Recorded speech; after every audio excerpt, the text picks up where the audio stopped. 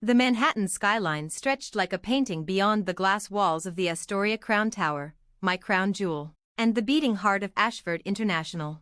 To the world, I was Nicholas Asheford, the elusive architect behind a global hospitality empire. But to my family, I was still just Nick the blogger, the one who wrote hotel reviews and chased Wi-Fi signals around the world. They had no idea that their prized Whitmore resorts had quietly become another failing brand buried under layers of my acquisition portfolio. Mr. Asheford, Dana, my chief of operations, stepped in holding a sleek tablet, her smirk hinting at good news. Riviera Collective is officially ours. That gives us 81% control over Europe's luxury eco-resort market. I barely nodded, eyes scanning live dashboards, occupancy rates, satisfaction scores, profit margins, all climbing. And Whitmore? I asked, knowing what was coming. Dana paused. Worsening. The Miami flagship is bleeding cash. Complaints are up 63%. No tech integration, no modernization. They're stuck in the past, and it shows. I exhaled slowly. 4 years ago, I had flown to Charleston brimming with ideas: AI hospitality platforms, biometric concierge access, cultural immersion programs. My father had laughed. This family doesn't need your sci-fi gimmicks. My mother had smiled politely. You're a writer, sweetheart. Hotels are about soul, not software.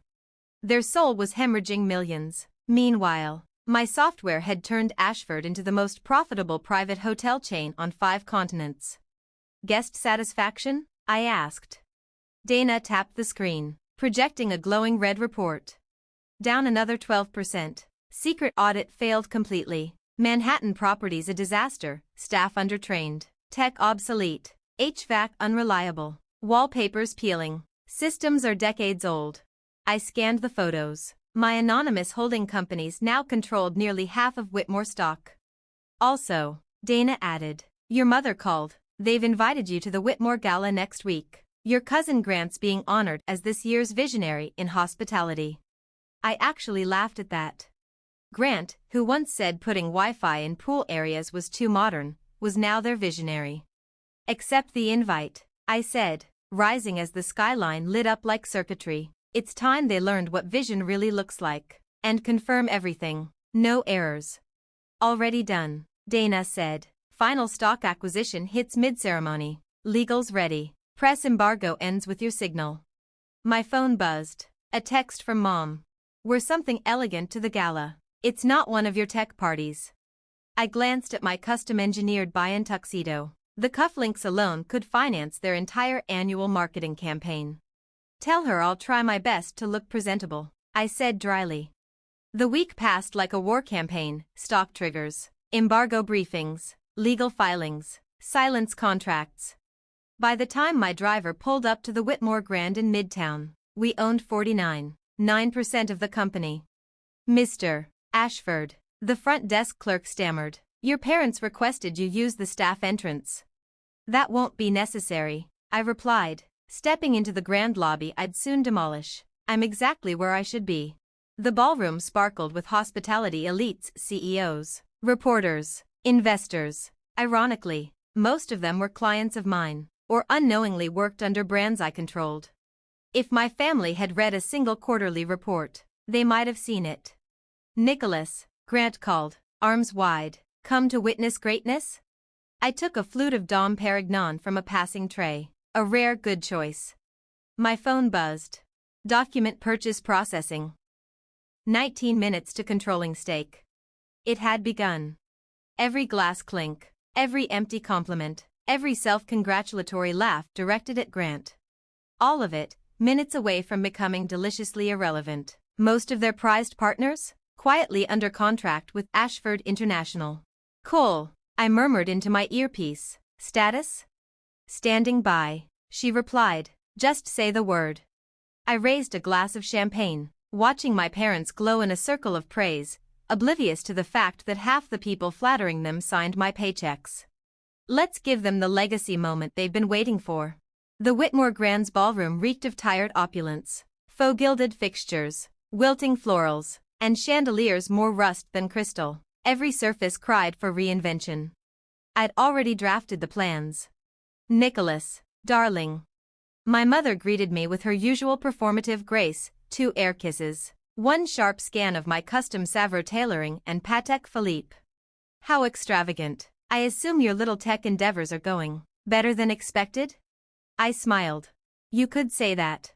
She had no idea that the interest from a single week of my idle capital could buy out her entire jewelry collection, twice. Ladies and gentlemen, my father's voice echoed from the stage. Welcome to the 40th Annual Whitmore Excellence Gala. I glanced at my phone. 18 minutes until the stock transfer finalized. Just enough time for Grant's laughable visionary speech. Your cousin's been doing such clever things, Mom said proudly, gesturing toward Grant as he worked the room like a game show host. He boosted spa bookings just by changing the font on the wellness menu. I nearly choked on my drink. Meanwhile, I'd implemented AI-driven booking algorithms across my spa portfolio, tripling ROI in under 6 months. Mr. Asheford, Dana's voice whispered in my ear. Contracts are signed. One more thing, the global luxury ratings team just arrived. I scanned the crowd and spotted them near the back. Perfect. Just last week, they received a comprehensive and anonymous report detailing Whitmore's operational collapse. And now, my father beamed. The moment we've all been waiting for. This year's Visionary in Hospitality Award goes to Grant Whitmore. Applause erupted. Grant strutted to the podium, basking in the moment like a peacock with a press kit. I caught a glimpse of 2 division heads, my employees, stifling grins behind their champagne flutes. Thank you, Grant began, puffed up. Innovation drives everything we do at Whitmore, balancing legacy with modern luxury. Buzz. Transfer complete. 51% ownership. Game over. Dana, I said, execute Protocol Alpha. Suddenly, the ballroom screens flickered. The Whitmore crest blinked out, replaced by real-time performance dashboards. Sharp red arrows, bleeding profits, tanking satisfaction, failed audits. What is this? My father snapped, marching toward the podium. Ladies and gentlemen, I said, stepping forward, I think it's time we reviewed some critical data points. Nicholas, sit down, my mother hissed. You're embarrassing yourself. On the contrary, I replied, calm as ever. I'm revealing what poor leadership has done to a once great brand. The slides shifted again. Market share, down 40%. Guest complaints, tripled. 3 flagship properties, facing 5-star termination. The room rippled with gasps. And this? This was just the warm-up. My father lunged for the mic. Security, remove him. I wouldn't recommend that, I said coolly, nodding toward Dana, who stepped forward and began handing out sealed folders, contracts, audits, acquisition records, to executives and industry leaders. As of 4 minutes ago, I said, I became the majority shareholder of Whitmore Resorts. Dead silence. My mother's flute slipped from her hand, shattering on the marble like a crystal confession. Grant stood frozen, lips parted, breath stalled. Shareholder? My father whispered, staggering slightly. Asheford International, I continued, has been acquiring Whitmore stock through shell firms for the past 9 months, and now we control 51%. One of the global ratings delegates stood abruptly. Asheford? As in the Asheford International? The very same, I said, smiling, though my family still calls it my little tech hobby. This is outrageous, Grant blurted. You're just a blogger. Actually, I said, turning as the ballroom screens displayed Ashford's portfolio across 5 continents. I'm the CEO of the largest private luxury hospitality group in the world. While you were playing with fonts and flower arrangements, I said flatly, I built an empire. And now, I concluded, I'm going to save Whitmore from you. Chaos followed. Phones buzzed. Delegates called HQs. The luxury board huddled over Dana's documents. My mother sank into a velvet chair, mascara trailing in disbelief. You can't do this, my father rasped. This is our legacy. No, I said, it was. Now it's part of mine, and I intend to make it worth something again. 1 week later, sunlight streamed through the top floor of Whitmore Tower, now fully rebranded as Asheford International HQ. The old brass plaque was gone. In its place, Nicholas Asheford, Chief Executive Officer. Transition teams are in place, Dana said, entering with a stack of signed approvals. Press is assembled. You're live in 10 minutes.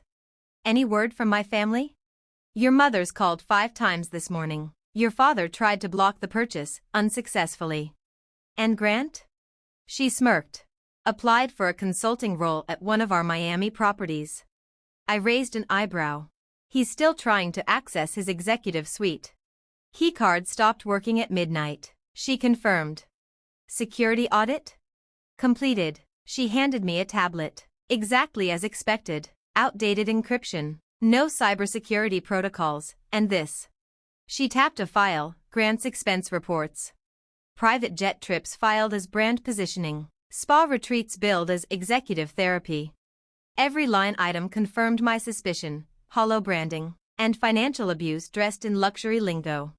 Perfect, I said, just in time for the board meeting. My secretary's voice came through the intercom. Sir, your parents are here. No appointment, they insist. Send them in. The doors flung open. My mother in faded Chanel. My father, red-faced and sputtering. Grant, stunned, still clutching a dead keycard. How dare you change the access codes, my father shouted. This is still Whitmore. Actually, I said, pressing a button on my desk. This is Asheford International at Whitmore Tower. Massive screens descended from the ceiling, illuminating the future. Biometric check-ins, AI-curated experiences, global retraining for every frontline employee. You're dismantling everything we built, my mother whispered. No, I said, I'm saving what's left. I slid the final report across the desk. Guest satisfaction, down 42%, occupancy, 58%, 3 properties, pending declassification. She looked down, then away. I looked up. Because the future of hospitality was already here. And I was the one building it. You weren't building a legacy, I said, voice low but firm. You were coasting on our grandfather's name. Grant's jaw twitched. Those reports are confidential. Not to the majority shareholder, I replied, tapping the glass console. And certainly not your expense reports. Grant's complexion drained. My mother clutched her pearls. My father's spine seemed to fold inward. The board, he started. We'll see everything, I interrupted, pressing a button. Every screen in the room blinked, then shifted. Around the world, from Miami to Singapore, the Whitmore crest disappeared. Live security feeds rolled in from every hotel lobby under their brand. Each now displayed a new welcome banner. Welcome to Asheford International. Gasps rippled through the room as one by one. Time zones fell in sync. London, Tokyo, Dubai, Sydney. Whitmore's identity dissolved in real time, overtaken by the sleek, modern emblem of a new era. Of my era. My mother stared in disbelief. This can't be real, she whispered. The cost alone, she choked. You can't just. You mean the $2.1 billion I invested into global modernization? I said, barely hiding the edge in my tone. A fraction of what Asheford generates every quarter. The screens shifted again, now displaying internal dashboards. Holdings in 19 countries. Proprietary AI guest systems. Eco-resilient infrastructure. Vertical integration across hospitality, wellness, concierge, and real estate. Each metric more staggering than the last, each rooted in ideas they once laughed out of the room. While you dismissed me, I said, slowly circling the desk. I was building the future of luxury travel. Rooms that respond to scent and light preferences. AI staff that learn guest behavior. Energy savings without sacrificing sophistication. These gimmicks, I added, are now valued in the billions. Dana stepped in. Board meeting starts in 10. All directors and the 5-star delegation are seated. Perfect, I said, adjusting my cufflinks. Time to formalize the restructure. New vision, new standards, new leadership. You can't erase us, my father rasped. This company is our life. Was your life, I said evenly. Now it's a cornerstone of something far bigger. I handed them folders, buyout terms, signed and sealed. You can stay on, under strict conditions, I offered. or I'll acquire your shares at market value." My father said nothing. My mother's hands trembled. Grant flipped through the terms, color draining from his face. "This is blackmail," he said, barely above a whisper. "No," I said coldly. "This is business, the kind you never bothered to understand." I nodded toward the boardroom. "Now then, shall we review your revolutionary menu fonts?" The next hour unfolded like a masterclass in corporate theater. Votes passed, roles reassigned, the rebrand finalized. When the press entered, the transformation was complete. Whitmore Resorts. Gone. Asheford International had absorbed it entirely. My father slumped in a shadowed corner. My mother blinked back tears. Grant sat hollow, staring at the screen's flashing headlines. Tech visionary reclaims legacy brand in historic takeover. A journalist called out, "Mr. Asheford, what inspired this bold move against your own family's legacy?" I looked at the cameras, then back to the people who had underestimated me for decades.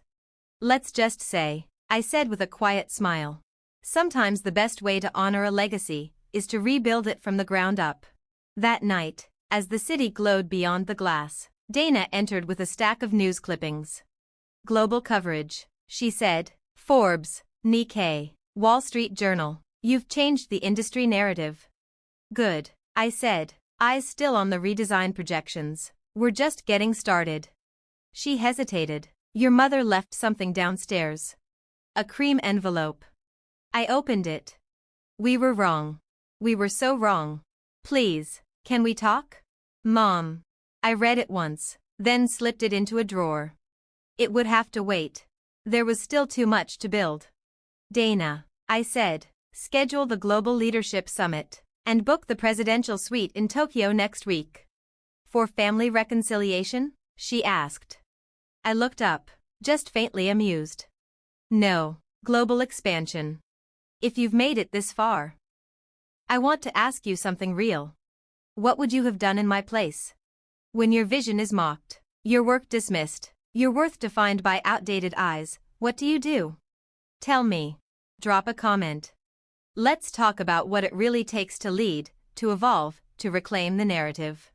And if this story resonates, if you've ever been underestimated by your own blood, hit subscribe. Not just to follow this journey, to walk beside it. Because this isn't just about revenge, or business, or legacy. It's about building the future no one else believed in. Here's the truth. The people who doubt your potential usually lack the imagination to understand it. So don't shrink to fit their idea of success. Don't wait for validation that will never come. Trust your vision. Back yourself. And when the time comes, walk back into the room they said you didn't belong in. And own it. Your future doesn't need permission. It needs action. So, what will you do?